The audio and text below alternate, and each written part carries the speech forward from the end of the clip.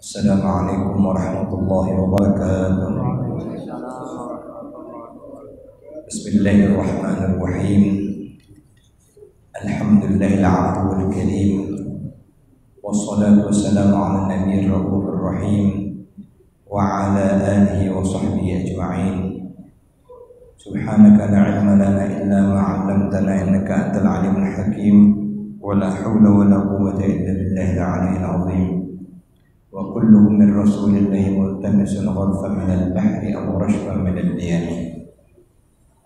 Yang kita muliakan Imam Masjid Nurdin, semoga senantiasa diberikan kesehatan, afwa wal afiyah dari Allah Subhanahu wa taala, para alim ulama, guru-guru kita, orang-orang tua kita, para salihin, bapak-bapak, ibu-ibu, semoga kita semua senantiasa diampunkan Allah, ditutupi oleh Allah aib-aib kita di dunia dan akhirat, dijadikan kita termasuk orang-orang yang mendapatkan keberuntungan di dunia dan akhirat. Amin ya rabbal alamin. Pada malam ini dengan izin Allah kita akan mengenal namanya, yaitu Al-Afu. Setelah minggu kemarin kita mengenal namanya Al-Muntaqim, yang maha membalas, yang maha menyiksa. Malam hari ini Al-Afu, yang maha pemaaf. Jadi Allah Subhanahu wa ta'ala dengan sifat jalal dan jamalnya, sifat yang berisi keperkasaan dan sifat yang mengandungi kasih dan sayang. Al-Afu adalah nama Allah Subhanahu wa ta'ala yang ke-82. Al-Afu artinya yang maha memaafkan. Maksudnya dialah Tuhan yang menghapuskan kejahatan-kejahatan hambanya dan memaafkan segala maksiat dan kesalahan. Jadi Allah hapuskan dosa-dosa kita, Allah maafkan kesalahan-kesalahan kita. Itu Al-Afu. Yang demikian itu ada kalanya sang hamba itu sesudah bertaubat dan mendapat hukuman. Jadi ada kalanya berupa dimaafkan Allah karena hamba tersebut bertaubat, ataupun sudah diberikan hukuman selama hidup di dunia ini, mendapatkan semacam bala, mendapatkan musibah, ataupun mendapatkan hukuman selama di dunia ini sesuai dengan had atau hudud. Dalam Al-Quran kan ada had orang yang mencuri, had atau hudud untuk orang yang berzina. Banyak di dalam Al-Quran Al-Karim. Apabila itu telah diterapkan hukum-hukum Allah tersebut, artinya itu diantara asbab diampunkan Allah, dimaafkan Allah. Dan ada kalanya kemaafan Allah itu terhadap hambanya sesudah hamba bertobat. Yang tadi bertobat dan dapat hukuman, yang ini bertobat tanpa dihukum. Serta ada kalanya kemaafan yang diberikan oleh Allah itu bahkan tanpa melalui hamba itu bertobat dan tanpa melalui hukumannya. Ini yang jenis yang macam ketiga ini, macam yang paling kita harapkan. Allah mengampunkan, memaafkan kesalahan kita walaupun kita belum sempat bertobat. Dimaafkan Allah, diampunkan Allah, dan tanpa melalui hukuman. Contoh Allah Subhanahu wa ta'ala memberikan maaf sesudah hamba itu bertobat dan diberi hukuman, yaitu seperti yang dialami oleh umat Nabi Musa alaihissalam ketika mereka bertobat dari sebab menyembah anak sapi yang dibuat oleh Samiri gitu ya. Setelah Fir'aun dan pengikutnya binasa, di telan lautan, dan Nabi Musa alaihissalam beserta pengikutnya yang beriman selamat. Pengikut atau umat Nabi Musa alaihissalam meminta kepada Nabi Musa alaihissalam agar mereka diberikan kitab sebagai pedoman. Allah mewahyukan kepada Nabi Musa alaihissalam untuk mengambil kitab di Jabal Tur Sina dan munajat di sana selama 40 malam. Selama Nabi Musa alaihissalam bermunajat, berdoa memohon kepada Allah, mendekatkan diri kepada Allah, maka ada di antara kaum yang ditinggalkan Nabi Musa tadi yang menjadikan anak sapi sebagai Tuhan. Dia pandai ilmu sihir, diambilnya satu gumpal tanah, dalam Al-Quran min athar Rasul, bekas telapak kaki Rasul. Dalam tafsir di antara bekas telapak kaki Nabi Musa itu diambilnya, dijadikannya anak patung anak sapi, sehingga nanti ditiupnya bisa hidup, bisa bergerak. Atau Bani Israel salah satu kebandelannya. Sudah diajar Nabi Musa, dibimbing Nabi Musa, diselamatkan Allah daripada lautan. Hanya Nabi Musa meninggalkan mereka beberapa saat saja karena dipanggil Allah untuk bermunajat, mereka sudah sesat lagi. Bandel, akal. Setelah Nabi Musa alaihissalam pulang dan mendapati umatnya banyak yang kafir, beliau menasihati dan memerintahkan mereka untuk bertobat, dan mereka bisa diampuni atau baru diampuni Allah selama atau asal mereka mau jika dibunuh. Dalam Al-Quran, faqatulu anfusakum dzalikum khairul lakum inda bari'ikum fataba 'alaikum wa'afa 'ankum. Jadi taubatnya umat Nabi Musa yang bandel, yang kafir kembali setelah beriman hanya karena ditinggalkan Nabi Musa, maka taubat mereka itu, mereka bertobat kepada Allah, diampuni Allah asal mereka mau membunuh diri mereka. Akhirnya mereka mau bertobat dan dibunuh. Dengan cara inilah mereka diampunkan Allah. Sementara orang yang tidak menyembah anak sapi, orang yang tidak menyembah anak sapi lah yang membunuh mereka yang menjemah anak sapi tersebut. Jadi caranya yang terjaga keimanannya yang membunuh mereka yang telah menyembah anak sapi tadi. Itu contoh bertobat dan dihukum. Contoh Allah memaafkan sesudah hambanya bertobat tanpa mendapat hukuman. Yang kedua, yaitu misalnya ketika permulaan Islam, pada malam hari puasa tidak diperbolehkan berhubungan suami istri. Awalnya tidak boleh. Bulan Ramadan itu siang dan malamnya tidak boleh.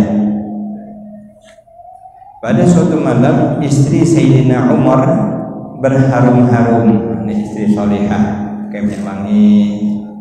Jadi kalau nak jadi istri solihah di rumah dengan suami berharum-harum. Jangan waktu pergi kondangan berharum-harum ini. Karena istrinya berharum-harum tersebut, terjadilah hubungan suami istri Sayyidina Umar dengan istrinya.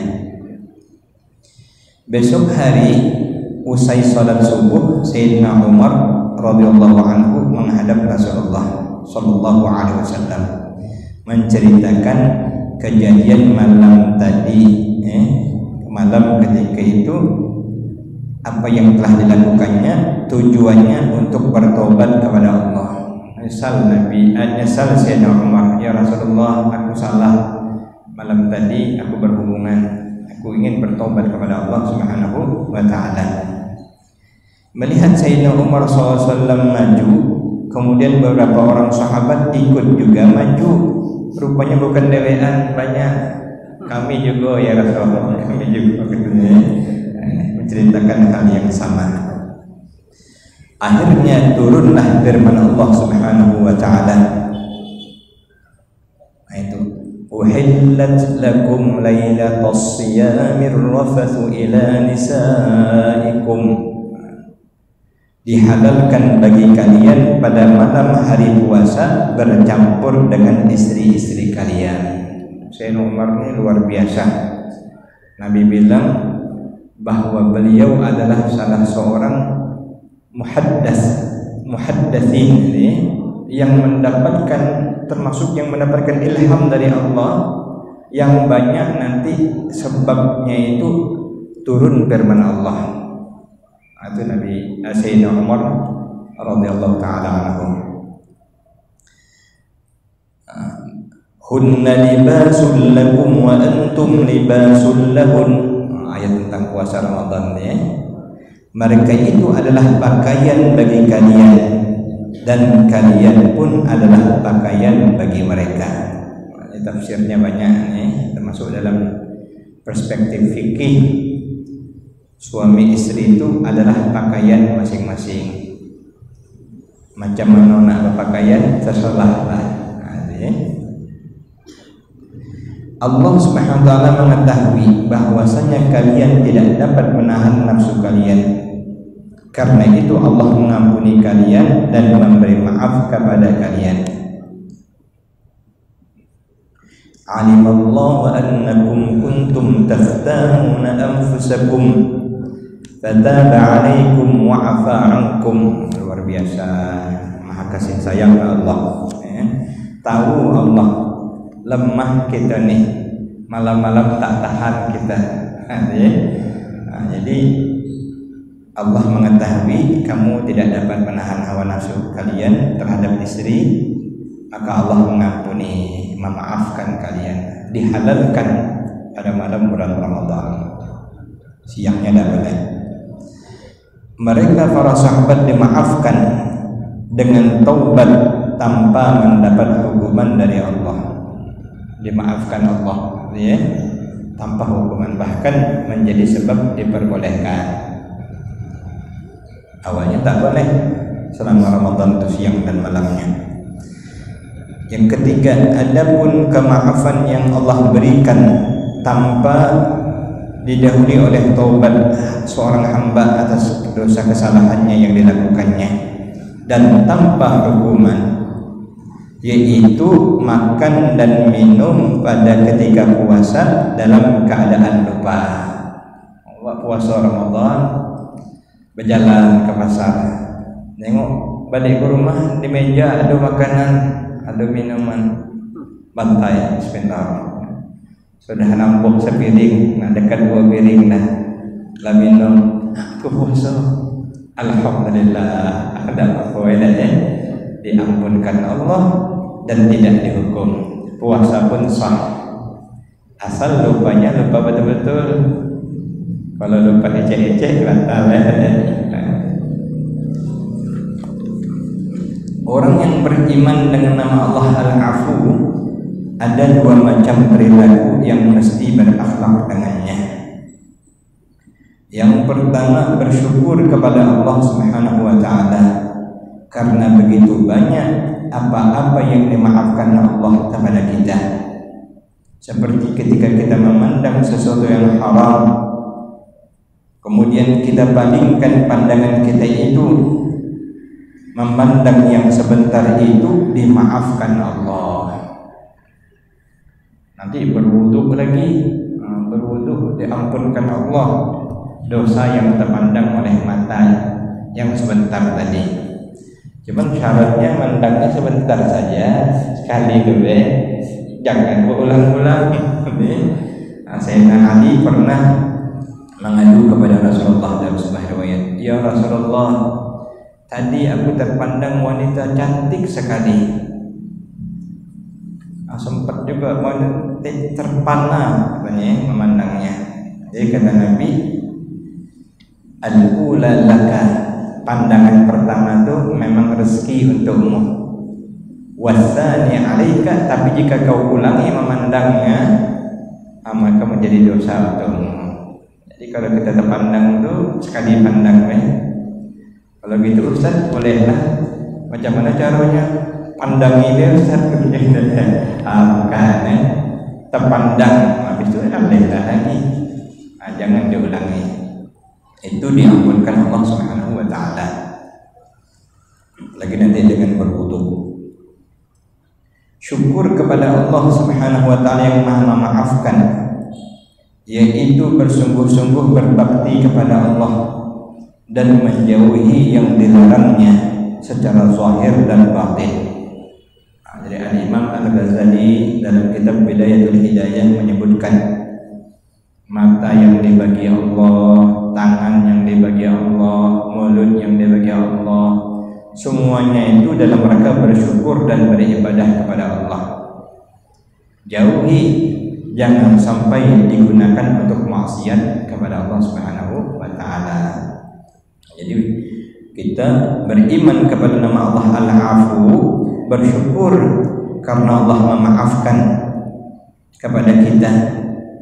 Bersyukur Allah Subhanahu wa taala kepada Allah Subhanahu wa taala dengan cara bersungguh-sungguh kita berbakti kepada Allah dan menjauhi larangannya zahir dan batin. Jangan bersikap sebaliknya. Allah tu maha baik, maha pemaaf. Allah tu tak apa-apa dah. Sesekali tak apa-apa katanya. Bukan, itu salah katanya. Namanya tak tahu diri. Mertua baik misalnya, kawan kita baik, kawan kita ambil duit-duitnya tak masalah dah. Mesti kita tahu diri. Jangan bersikap sebaliknya.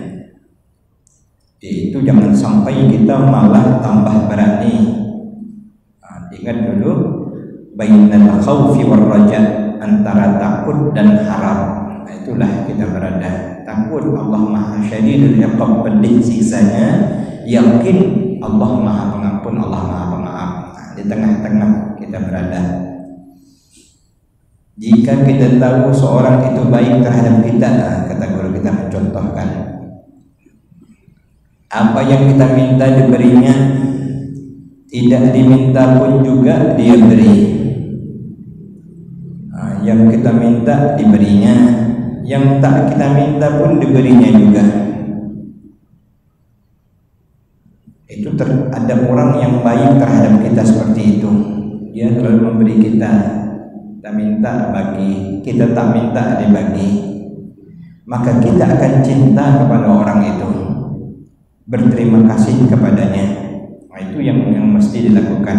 Bukan sebaliknya, malah berani mengambil kepunyaan orang itu. Baik dengan kita, baik apa pula ini baik dengan aku. Manusia ini banyak gitu Pak ya.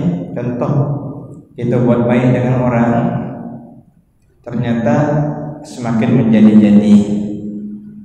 Mulai yang dikit-dikit motor kita dipinjamnya tak ada bilang, nanti sandal kita dipakainya tak ada bilang, mulai itu namanya. Mudah-mudahan Allah menjagakan kita. Amin ya rabbal alamin. Tadi saya ada buka, kebetulan menjelang pengajian itu ada saya terbuka dari guru kita juga Syekh Muhammad Bakhid. Ini karena kita mengaji ini artinya kita menuntut ilmu. Jadi kata beliau, orang yang menuntut ilmu itu adalah orang yang disayangi Allah, yang tergerak hatinya nak menuntut ilmu, yang mau belajar dalam rangka mendekatkan diri kepada Allah, mengenal Allah, tambah takut dengan Allah. Itu ciri orang yang disayangi Allah. Jadi orang yang mau menuntut ilmu itu adalah orang yang sangat-sangat dimuliakan oleh Allah Subhanahu wa taala. Kenapa? Karena ilmu itu mahal harganya. Allah tak akan memberi melainkan kepada hamba yang disayanginya. Kalau harta Allah bagi, siapapun bagi, yang kafir pun Allah bagi. Tapi kalau ilmu untuk kenal dengan Allah, untuk takut dengan Allah, untuk dekat dengan Allah, hanya orang yang disayanginya. Dalam sebuah asar disebutkan Nabi bersabda, "Innallaha yu'til ilma liman yuhib." Innallaha yu'til mala liman yuhib wa liman la yuhib. Allah bagi harta kepada orang yang dicintainya dan juga kepada orang yang tidak dicintainya. Wala yuhib wala yu'til ilma illa liman yuhib, dan tidak memberikan ilmu kecuali kepada orang yang dicintai Allah. Jadi kalau kita bersyukur, andai kita termasuk orang yang suka menuntut ilmu, nak belajar agar semakin dekat dengan Allah, itu ciri orang yang disayangi oleh Allah Subhanahu wa ta'ala. Karena kalau dunia itu murah, ilmu ini mahal. Dunia itu, kata beliau mengutip hadis Nabi, "Inna dunya la tusawi 'indallahi janaha ba'udah." Dunia itu di sisi Allah harganya murah, bahkan tak lebih mahal daripada harga sehelai sayap nyamuk saja. Tapi kalau ilmu mahal harganya, hanya diberikan kepada orang-orang yang disayangi oleh Allah Subhanahu wa ta'ala. Kemudian kata guru kita Syekh Muhammad Bakhir, jika kita benar yakin Allah mengampuni kesalahan-kesalahan kita jika kita bertaubat, bahkan banyak kesalahan-kesalahan kita yang dimaafkannya tanpa disiksanya, bahkan tanpa permohonan ampun dari kita, maka sepantasnya lah kita bersyukur kepada Allah Subhanahu wa ta'ala. Banyak-banyak bersyukur kepada Allah. Kedua, perilaku bagi orang yang beriman dengan nama Allah Al-Afu, bahwa ia mampu memaafkan orang-orang yang berbuat zalim kepadanya. Wa'fu amman zalamak, maafkan orang yang menzalimimu. Ini kita ini dipuji terus nih. Kita berbuat baik, nanti balasannya buruk dari orang itu. Kita berusaha ngalah, nak dipijaknya terus. Tapi kalau kita sanggup berbuat memaafkan orang-orang yang zalim pada kita tersebut, berarti kita telah benar-benar beriman dengan nama Allah Al-Afu, Maha Pemaaf. Bahkan berbuat baik kepada mereka yang menzalimi kita, lebih hebat lagi, bukan hanya memaafkan, kita berbuat baik. Dulu pernah saya sampaikan hadis Nabi, supaya kita tidak dihisab, tidak diperiksa, agar kita masuk surga bighairi hisab, tanpa diperiksa masuk surga. Yang pertama adalah ta'fu amman zalamak, kurang lebih demikian, memaafkan orang yang menzalimimu.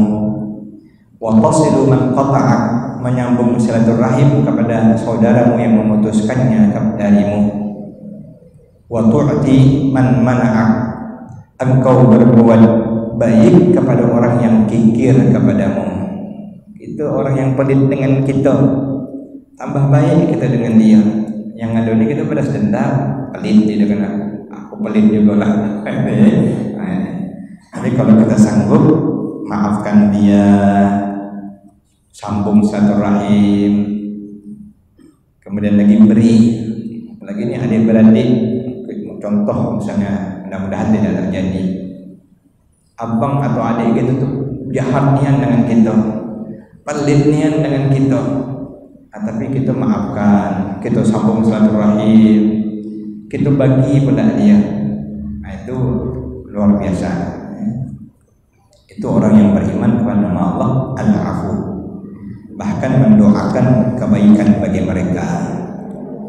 Diceritakan Sayyidina Abdullah bin Mas'ud radhiyallahu anhu, seorang sahabat Rasulullah sallallahu alaihi wasallam. Beliau pergi ke pasar membawa uang.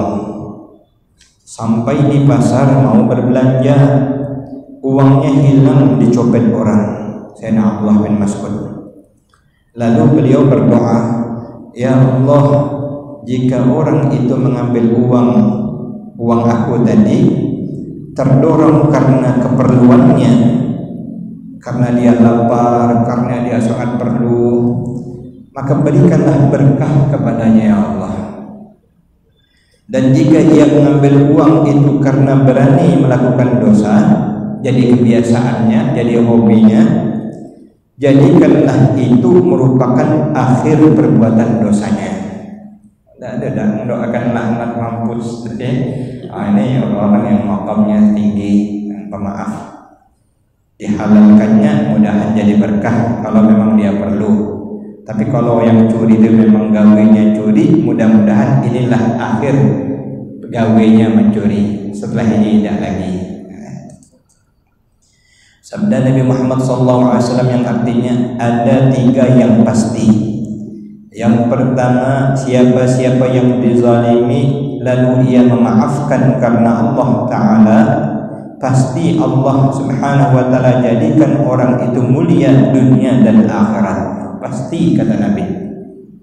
Siapa yang dizalimi lalu memaafkan, pasti dia dijadikan Allah orang mulia dunia dan akhirat.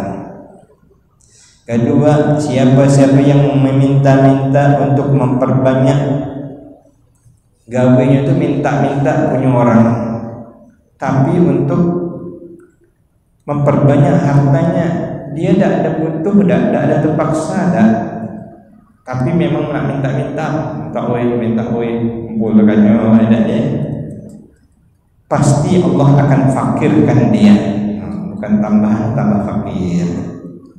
Ketiga, siapa-siapa yang memberi karena Allah, pasti Allah banyakkan hartanya. Malaikat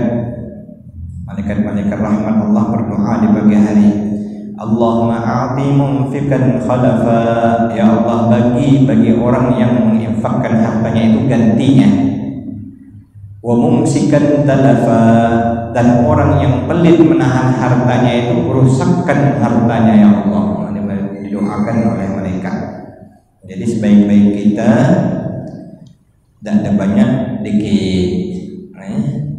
Termasuk sedekah senyum, termasuk sedekah mendoakan orang lain.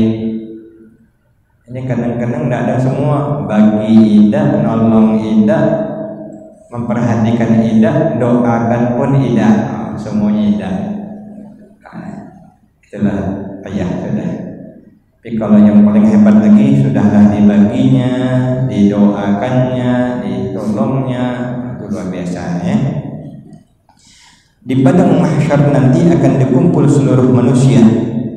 Lalu ada pengumuman dari malaikat, mungkin pernah saya sampaikan dulu. Liyakum man ajluhu 'ala Allah, hendaklah orang-orang yang mulia itu untuk maju. Lalulah maju beberapa orang yang jumlahnya sedikit. Kemudian mereka disuruh masuk surga tanpa hisab. Setelah masuk surga, mereka ditanya, mengapa kalian masuk surga begitu cepat, sedangkan orang-orang masih di sana menunggu di padang mahsyar, masih sibuk dengan urusan masing-masing. Mereka menjawab, apabila kami dizalimi, kami sabar. Apabila kami dijahati, kami memaafkan, dan apabila kami diganggu, kami tidak melawan. Yang paling bagus lah sudah ya. Bukan penakut, bukan, tapi karena kebaikan. Ini kita ini kan anak dipanasi orang takut tuh, tinju. Jauhlah kita dari godaan-godaan. Dan diberikan keselamatan oleh Allah Subhanahu wa taala di dunia dan akhirat. Amin ya rabbal alamin.